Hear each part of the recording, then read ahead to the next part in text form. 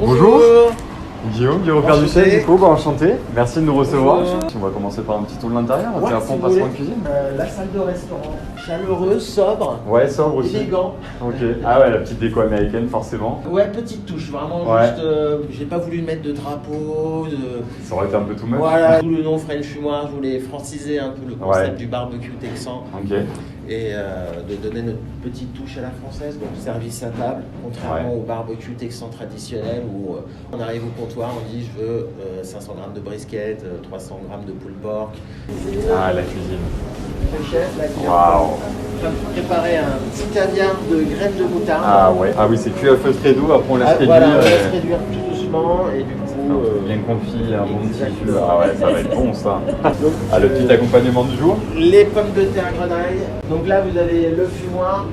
Ah ouais, super. Donc là, vous avez le bois qui fume. Donc là, on a mis des bavettes justement à fumer. Ok. Ce midi. Donc ça c'est le plat du jour. C'est le plat du jour, absolument. Ah ouais, déjà les odeurs là donnent envie. Et donc ça c'est la préparation. La préparation, donc là, on a fait un travers de porc, assaisonnement, donc comme je vous disais, assez basique. Sel, poivre, Ok. jus de bœuf qu'on met dans l'eau pour qu'elle cuise doucement, vraiment sans s'assécher. Celle-là, on va la mettre 12 heures, mais ça va réduire. Et après, la viande va capter toute la fumée. Et on va le couvrir à la fin pour vraiment que ça confise. Ah ouais. Le Smoked Louisiana Chicken Legs, c'est cuisse de poulet fermier qu'on enrobe de beurre de cacahuète et d'épices cajun. Ah ouais. Donc là, c'est un des seuls qu'on assaisonne autrement que juste sel, poivre. C'est une recette, c'est une création à nous. Et donc ça c'est tous les jours à la carte. Ça, c'est tous les jours à la carte. Comment est venue cette idée d'ouvrir un restaurant qui est spécialisé dans la fumaison? Alors, j'ai longtemps travaillé sur Paris, dans la restauration, et un de mes clients parlait de son projet d'ouvrir un smokehouse, donc un barbecue texan. Ok. Et du coup, quand le premier a ouvert sur Paris, j'ai découvert ça et j'ai adoré. Et comme j'avais déjà en tête d'ouvrir un restaurant, c'est absolument ça que je voulais faire. Et donc, du coup, voyage au Texas, rencontre Carrément. avec le fabricant du fumoir. Et c'est parti. Qu'est-ce que ça apporte à la viande de la fumée? Alors, c'est une cuisson basse température. Donc, on appelle ça barbecue, mais pour être plus simple, c'est plus un fumage à chaud. Ça reste de la basse température, même si c'est à 120 degrés. Les viandes cuisent pendant des heures et des heures, ce qui Ok. permet d'attendrir des morceaux qui sont peut-être un peu durs, qu'on va habituellement faire mijoter plutôt que de les griller. Ça donne le petit goût fumé en attendrissant la viande et ça croûte un peu la viande, ce qui fait que ça donne un côté un peu caramélisé. C'est vrai que c'est un goût assez particulier. Comment les clients réagissent en général quand ils goûtent pour la première fois un Alors, produit fumé?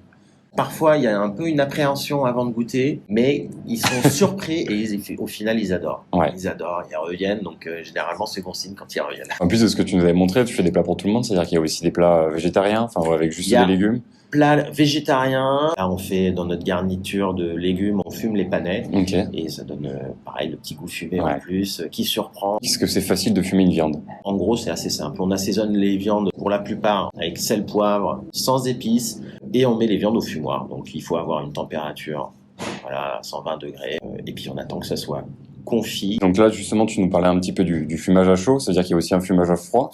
Oui, alors fumage à froid, c'est pour le saumon ou pour les charcuteries. Et on va mettre au sel, en saumure pendant un certain temps. Ok. On rince les aliments, on les assèche un petit peu et après on les met au fumage à froid. Pour le saumon, c'est en dessous de 25 degrés pour éviter de cuire le saumon et pour des raisons sanitaires évidemment, parce que le saumon va rester pendant 6, 12, 18, 24 heures au fumage. C'est vrai que nous, on a pas mal de clients qui nous posent des questions aussi sur la durée de fumage. Est-ce que tu as des conseils, des infos à nous donner un petit peu? Ça dépend de l'épaisseur, donc il faut contrôler la température interne de la viande avec une sonde tout simplement. D'accord, ok. Pour les viandes, il faut vraiment atteindre une température pour la plupart des viandes à 90 à cœur. Généralement, on sait que voilà, c'est entre 10 et 12 heures pour les grosses pièces. Pour les travers, ça va être 4-5 heures. La volaille, c'est de plus petites pièces, moins épaisses, donc ça va être beaucoup plus court. Ça va être Ok. plutôt 1 heure, 1 heure et demie.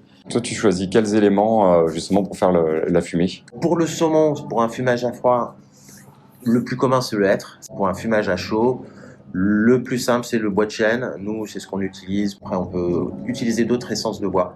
du bois d'arbres fruitiers. T'as un vin préféré avec la viande fumée? Là, en ce moment, j'aime beaucoup un vin du Vaucluse, ça s'appelle Grenache de la ferme Saint-Pierre. Donc, c'est un vin un peu puissant, mais qui part pas sur des notes poivrées. Ça adoucit un peu le côté un peu puissant parfois de la fumée, même si les clients disent que la fumée est présente, mais pas écœurante. Là, c'est assez équilibré chez nous, parce qu'on arrive à maîtriser le côté fumé. Et toi, ton plat préféré du coup ici? Bah, c'est la brisquette et les filochés de porc. Et sinon, pour les entrées, c'est l'empanada. D'accord, je te remercie en tout Bah, cas, je t'en c'est prie. hyper intéressant. C'est un plaisir.